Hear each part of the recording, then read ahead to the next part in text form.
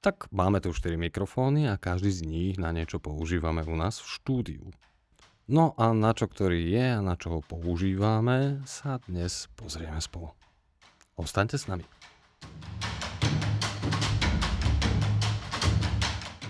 Čaute NVC. Ja som Mahala a práca v YouTubeovom alebo podcastovom štúdiu nie je žiadna prechádzka ružovou záhradou. Je to drina a veľa poctivej práce. Záujem o podcasty naďalej rastie a s ňou aj záujem o lepšie, krajšie spracovanie videí. Také rozumné video na YouTube ale znamená v prvom rade veľmi dobrú myšlienku. A pretaviť to na dobrý obsah znamená mať dobré technológie, veľmi dobrý priestor a samozrejme super moderátorov. Nemali by chýbať ani dobrí hostia. No tých vecí, ktoré potrebujete na dobrý obsah je neurekom. Proste veľa. Dnes sa pozrieme na tú technickú časť tvorby obsahu a to, čo neodmysliteľne k nemu patrí, k videu patrí zvuk. V dnešnej dobe sledovať nemé filmy na platforme ako je YouTube nie. Čiže pohrať sa s dobrým zvukom jednoducho má zmysel. O to viac je ale výzvou nájsť správnu techniku na čistý hlas, dobre zakomponovať okolitý ruch či úplne odstrániť šum. Tá prvá vec, ktorá vás napadne, je mikrofón. Mikrofón je vo svojej podstate prvý kúsok v dlhej reťazi zariadení, ktoré zo zdroja zvuku vyrobia hlas, ktorý počúvate vo svojich obľúbených podcastoch, rádiách alebo v kasovom tráku niekde zaplnenom kine so svojou lau. Stále bude platiť, čím lepší mikrofón, tým lepší zvuk sa dá dosiahnuť. Lenže aj ten najsamlepší mikrofón za tisícky eur môže byť v niektorej situácii absolútne na hovno a potrápi vás, vašu produkciu a aj tých sledovateľov, ktorí vám po takom pokuse ostanú. Tak si teda povedzme, aký mikrofón je na akú situáciu vhodný. A kde už má cenu skôr investovať do iného mikrofónu s inou technológiou. Predstavujeme mikrofóny a čo na čo. V štúdiu Agi používame množstvo mikrofónov. Napríklad aj tieto používame do 4 na stole. U nás v štúdiu. Dôležité je vedieť, že každý mikrofón má okrem svojej konštrukcie a technických charakteristík aj vlastnosti, v ktorých exceluje. Bavíme sa o rôznych druhoch a spôsoboch nahrávania. Či už dnu alebo von, slnečno či veterno, budete prekvapení, ako tieto role ovplyvňujú kvalitu vášho zvuku.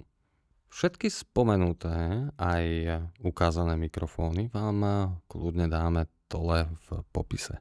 Prvým mikrofónom, ktorý tu máme a ktorý je možno aj pre fanúšikov Billie Eilish starou známou, je Audio-Technica AT2020. Tento mikrofón je možno najpredávanejší vôbec. A za 100 eur podáva naozaj profesionálne výkony. A áno, každá lacná vec tak nejako má svoje neduhy. A AT2020 má tých neduhov trošku viac. Ten najzákladnejší asi citlivosť na plozíva. Tento mikrofón jednoducho potrebuje dobré akustické riešenie okolo seba, ako máme napríklad my tu v štúdiu Agi.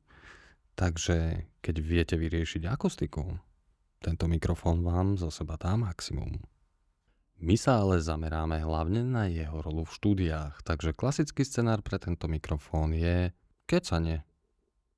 Táto vecička je jednoducho veľa muziky za málo peňazí a hlavne v podcastoch. Tam nemáte kde spraviť chybu. Pre dialógy 2 až 4 ľudí je tento mikrofón kráľom u nás v štúdiu. Rozumný dynamický rozsah a vernosť odozvy znamenajú, že naše talenty počúvate v podcastoch presne tak, ako znejú. Tieto mikrofóny sú najlepšie niekde dlaň a pol od úst, kde sú čiastočne chránené od tlaku vzduchu, ktorý dokáže náš hlas vyvinúť. Ďalším dobrým scenárom pre AT2020 je voice over. Tu už by nemalo nikomu robiť problém zaobstarať si akustickú clonu alebo kus peny, ktorý zabráni zbytočnému hluku z okolia. A tým pádom dostanete čistý hlas na svoj voiceover. No ale potom na aké to scenáre sa tento mikrofón nehodí? Ale že vôbec? Nech už robíte čokoľvek, tento mikrofón má rád teplo domova, von tú vec neberte ani náhodou. Ďalej, určite si ho nekupujte, ak bývate v jaskyni.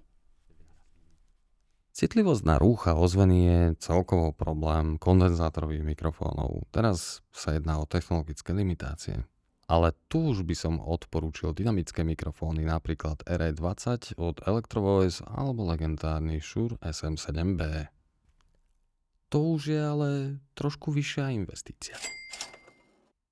Prichádzame k téme, ktorá tento mikrofón vyzdvihuje. Krásny dizajn, štíhly čierny mikrofón, naozaj vyzerá fajn. Ale na druhej strane z trošku neobjektívneho hľadiska ho práve tento dizajn odsúva do šuflíka. Predstavte si krásnu ženu, úžasnú infku s krásnou tváričkou alebo sympatického chlapa. Živý príklad, vidíš krásnu Lau alebo sladkú Natálku Lopašovskú, ktorá má cez celú papulku veľký čierny mik. Tu prichádza na radu iný mikrofón, iná technológia a hlavne iné umiestnenie. Privítajte Octava MK012. Skromne vyzerajúci malokapsulový kondenzátorový Ivan. Áno, je to Rus. Tento mikrofón má 3 vymeniteľné kapsule, takže pri vyššej investícii si môžete zadovážiť pohodlnú výmenu medzi polárnymi vzormi.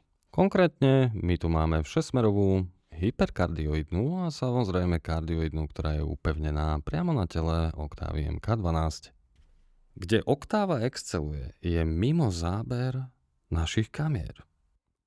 Samozrejme, čím bližšie si mikrofón dokážete dať k ústám, tým lepšie. A čudovali by ste sa, kvalita je, ak nie lepšia, tak minimálne tak dobrá ako AT2020. Momentálne sa mikrofón nachádza tu, tesne mimo záberu, asi 30 cm od mojich úst.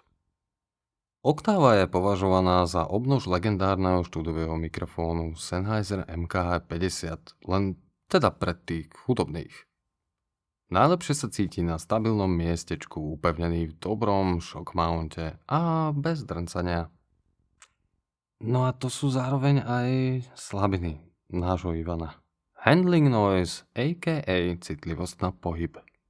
Ale áno, berte tohto rusáka kľudne so sebou von, kamkoľvek budete chcieť, ale nedrncajte ho, nemykajte s ním a nevešajte ho do prievanu. Veď je to jeden z najlepších vzorkovacích mikrofónov vo svojej triede. Určite ho vonku schovávajte do blimpu, kľudne aj s deadcatom proti silnejšiemu vetru. Tento mikrofón by potreboval kinedril. Celkom vážne. Takže veľmi opatrne. No ako viete správne upevniť, tak nič presnejšie za 250 € nenájdete. Tak ale čo v prípade, keď máte scenár, kde sa potrebujete dostať s mikrofónom blízko svojich talentov, je tam veľa pohybu a povedzme používate aj boomovaciu tyč. Na to máme v štúdiu tiež alternatívu. Sennheiser MKE600. V kvalite možno tento mikrofón nedosahuje tak čistý a úžasný hlas ako Octava MK12, ale vydrží hromadu harašenia a myslím si, že pri boomovaní ide práve o to. Potrebujete niečo, čo vydrží mykanie, tykanie, búchanie, čokoľvek. Či už ho chytíte na kameru alebo tyč a točíte s ním na preskačku k hlavenkám vašich talentov, stále bude kvalita rovnaká, nemenná. Bude to pre vás konštanta, ktorá vás jednoducho dostane vo vašej produkcii ďalej. So svojou konštrukciou je tiež veľmi vhodný na vzdialenosti väčšie ako 1 meter. Aj keď od 2 metrov už by som ho veľmi rád nahradil jeho epickým bráčekom Sennheiser MKH 416. Rozdiel je, že za jednu 416 si kúpite 4600. Sennheiser MKE600 je pomerne dlhý mikrofón a o to je lepšie jeho smerovanie k zdroju zvuku. Čiže vie lepšie potlačiť zvuky z oboch strán aj zo zadu a tým pádom zachytí to, čo má a nie nejaký bordel okolo. V menších priestoroch je ale táto mega žrť takmer nepoužiteľná. Predstavte si situáciu, kde musíte chodiť medzi ľudí alebo nebodaj idete do reštaurácie alebo niekde do tesných uličiek, kde s bumovacou tyčou jednoducho neprejdete. Tiež by som MKE 600 len veľmi ťažko považoval za náhradu k predošlým 2 mikrofónom. Tak toto asi fungovať nebude. V scenároch, kde točíte medzi ľuďmi alebo nebodaj niekde v reštaurácii, pri stoloch, v tesných boxoch alebo na rôznych podujatiach, je tento mikrofón na hranici použiteľnosti. Zajedno je odstup šumu dosť zlý, aj keď samozrejme ideálny mikrofón v tomto smere neexistuje. No a za druhé, až tak geniálny zvuk z neho nikdy nedostanete. Čo teda v situácii, keď je na okolí veľa ľudí, alebo je jednoducho málo miesta, alebo sa nachádzate v nejakom priestore, kde je obrovská ozvena a všetko znie ako farár na nedeľnej omši. Aj na to máme riešenie. Na takéto husté scenáre tu máme takúto vec. Sennheiser Profile Wireless. Hej, ja viem, Wi-Fi. No. Na jednej strane tá sloboda je nenahraditeľná, ktorú viete dosiahnuť s takýmito mikrofónmi. A na tej druhej strane, keď sa dostanete do situácie, kde je viac Wi-Fi užívateľov, ako je potrebné, tak vám jednoducho začne zvuk vypadávať. Áno, v tomto riziku sa nachádza každý z nás, ktorý používa wireless práve na Wi-Fi frekvenciách. To je proste fakt. Spoľahlivosť nie je zrovna doménou Wi-Fi mikrofónov. Ale v tomto prípade, keď sa dostanete do nejakej vzdialenosti 3-4 metrov, kde sa navzájom zariadenia vidia, tak by ste mali mať na 99% vaše video v perfektnom stave. Stačí dať pozor a tá vec pošlape. Profile Wireless exceluje v tých tesných, pohybovo obmedzených alebo logisticky náročných scenároch. Tiež je to veľmi sľubné teliesko v mobilných ekosystémoch. Takže viete natáčať na mobil v veľmi dobrej kvalite, aj na gimbale a viete k tomu pridať hromadu ďalších vecí. Čiže je to spásou pre solo alebo duo trio týmy, ktoré sa vydajú do terénu a pokúšajú sa natočiť video spolu so zvukom. Tu ale výhody končia. Kvalita zvuku je taká... Ale tu nám ma berte všetci s rezervou. Pre vás to bude kvalitné. Až. No a čo sa týka spoľahlivosti, tak zrejme by som odporúčil... Asi najbližšie ma napadá napríklad Sennheiser EVDP, alebo potom ešte ďalšie systémy, ktoré ale fungujú na UHF pásme, ktoré je oveľa robustnejšie. Sennheiser EVDP je ale už poloprofi alternatíva stojaca 600 € a má len jeden vysielač. Tak či onak, ak chcete UHF dvojmikrofonové systémy, začínate sa pohybovať niekde v sumách 1300 a 1400 €. Ale či už si vyberiete Deity Theos, Sony EVP alebo niečo úplne iné, UHF bude vždy spoľahlivejšie pásmo ako Wi-Fi. Tak tu končí dnešný roundup. Ukázali sme vám 4 mikrofóny, ktoré asi najviac používame u nás v štúdiu Agi. A každý používame trochu inak. V budúcnosti sa s vami chceme pozrieť na každý z nich zvlášť, každý tak nejak ochutnať, pozrieť sa, čo dokáže. A nebude to len o mikrofónoch, bude to samozrejme aj o inom zvuku. Reproduktory, kamery, čakajú vás svetla. A budeme sa rozprávať napríklad aj o procesoch. Či už to je DaVinci, Adobe alebo akýkoľvek iný program, ktorý vám môže pomôcť. No a samozrejme aj ako zlepšiť váš prenos. Či už to bude kvalita hlasu, čokoľvek. No je tu toho habadej. Pokúkame sa po najnovších trendoch v štúdiovej technike. Samozrejme budú vás čakať rôzne novinky, súťaže a dotiahneme sem hosti, čo vám prezradia, akú techniku a postupy na podcast používajú oni. No, máte sa myslím na čo tešiť. A ak sa vám páčilo, tak like. Ak niečo nechcete vymeškať, tak subscribe.